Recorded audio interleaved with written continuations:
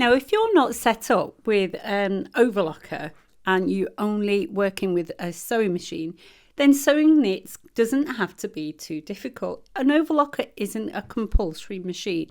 Let me show you a few stitches that will stretch with your fabric and a few stitches that are commonly used that actually aren't very good. Now let me explain something about stretch fabrics. The thing about using stretch fabric for garments is it gives you shape and structure. It follows your contours of your body nicely. It allows movement and freedom. And sometimes when you use it for active wear, you want to be able to stretch and run and swim and make sure that your stitches aren't going to pop. So we've got a really lovely long stretch there. Now, if we stretch that and then put a stitch in there, let me show you what happens.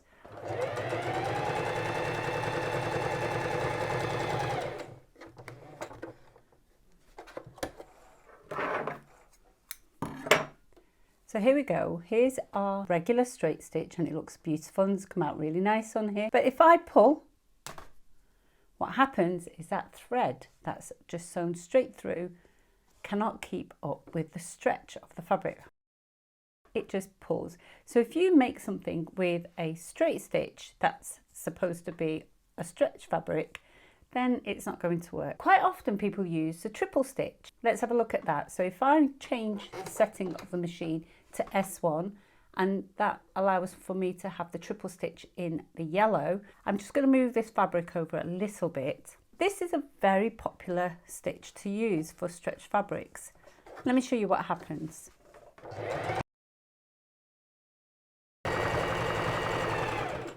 So a stitch is going forward, forward, back, forward, forward, back, forward, forward, back. So each stitch is repeated 3 times. Now, if I pull on that, I get a stretch, a bit more than I did with the straight stitch. But if I want the full stretch of this fabric, the stitches still pop. So this triple stitch that people like to use is actually no good. We don't want stitches breaking like that. Okay, let's try a different stitch. So the next stitch we can look at is a zigzag. So let's think about the concertina way of the zigzag stitch. Okay, so let's think about the zigzag stitch. So the zigzag stitch has some sort of stretch to it. So here's a piece of paper. You can see the zigzag shape on there. And if I stretch my fabric, then the zigzag will stretch too. Okay, so you've got some sort of stretch. So a zigzag is an alternative. So working across the stretch on this fabric.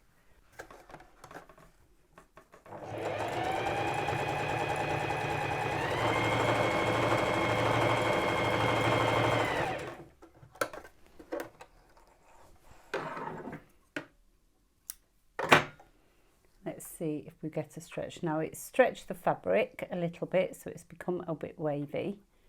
But if I stretch that, what's happened is at the back, didn't see it more than feel it. The bobbin thread pulled through. So it didn't snap, but it pulled through. And it actually comes out really easily out of this fabric. And that's not really good. Let's try with a longer stitch and wider. Try it on a new piece. Go further across.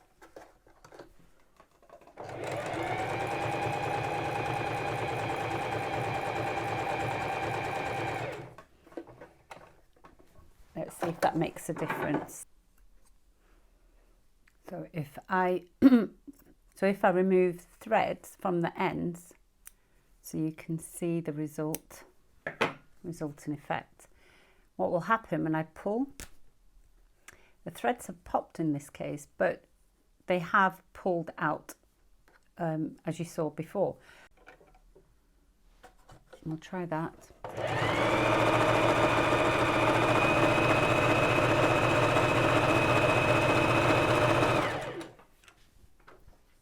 Pull that out of the machine. I'm going to cut these threads so that we can see if they get pulled through like they have on the bigger zigzag. And then I'm going to give this a big stretch. So it does allow me to stretch the fabric, and it feels a little bit warped, but the thread isn't to blame for the warpness. But what does happen is the thread has pulled out. You can see the bobbin threads disappeared, which means the top thread has disappeared too. And I can pull that out of the fabric, which is no good. So the zigzag stitch isn't seeming to work on this. Now there is another popular zigzag type stitch, and it's called the 3-step zigzag or the tricot stitch, and that's this one here. So what you can see is it stitches 1, 2, 3 stitches on the zig and 1, 2, 3 stitches on the zag. I'm going to give that one a go. I'll just flip this round and you can see what we get. So gone for the fullest, the widest zigzag. I'm going to go back onto number 2 for the stitch length, and we'll stitch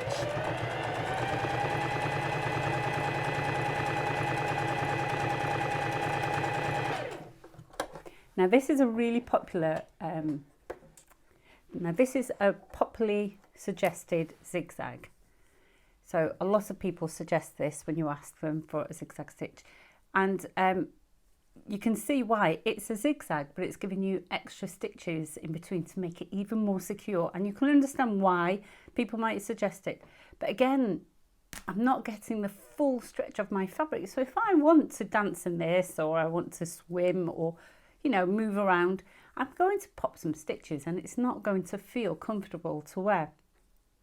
And again, what you want to do is avoid using a straight zigzag. So the concertina style of the paper that I showed earlier, the stretch on the paper is the right idea, but a straight zigzag isn't enough. So what we want to do is move on to a different stitch. Now, a special stitch has been designed for stretch fabrics, and it's called the knit stitch. And the knit stitch is this blue one here, there. So you've got some sort of stretch of a zigzag, but you've also got the triple stitch effect going on as well. So it's a combination of the two, and that creates as a nice stretch stitch. And if I show you that, so I've got to make sure I turn the setting to S2 for the blue stitches, and I'm going to make sure my stitch length is on the widest there.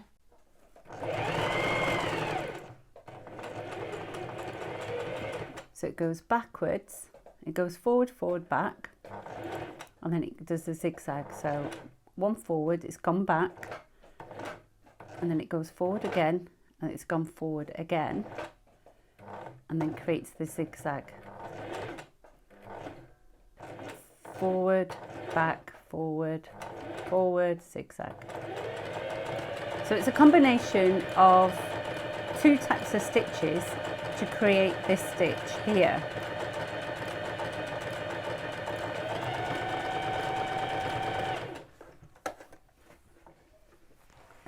And it's a nice neat stitch which is created on the stretch fabric, and I'm going to pull that and I get a full stretch, and my threads haven't moved, they've stayed inside the fabric.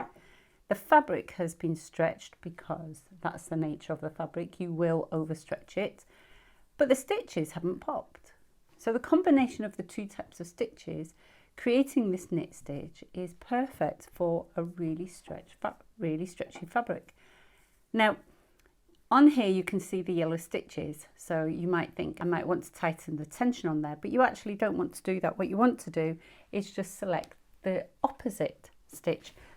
So rather than select this blue stitch here, what I want to do is go all the way round and select the yellow one there. So if I rotate, and then I've got the stitch going out towards the right rather than going up towards the left. Now we've got similar ones, stitches that do things like that. So we've got this stitch here, this yellow one, that does a similar stitch where it goes off to the left and it goes off to the right. And we've got this stem stitch here. And the stem stitch, it sort of goes off to the left and off to the right. So you can use these different stitches to help you. And here we've got the blue one that gives you a stitch over to the left and secures a stitch with the back stitch, straight stitch. So if you think about the kind of stitch that you're creating using the different stitches on your machine, as long as you're looking for a combination of your straight stitch and a zigzag stitch, chances are going to be good to create a nice stretch stitch. So something like this is just a zigzag. It's not going to be useful. These will be. So let's try that blue one there.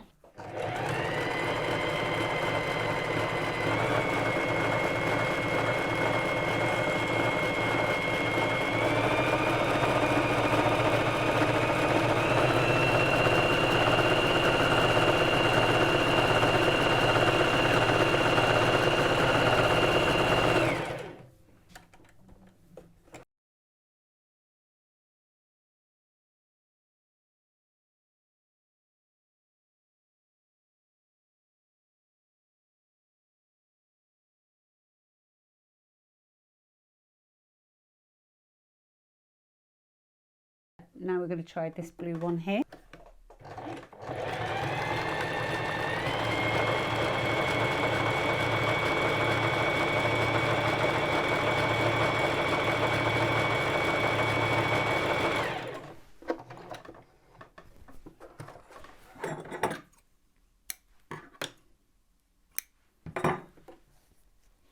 And we get our stretch.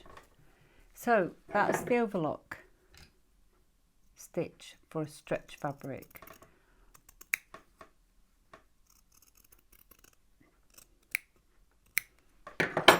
But you wouldn't need one, like I say, you wouldn't need one on there, but it will, if you wanted to have one, you can use that.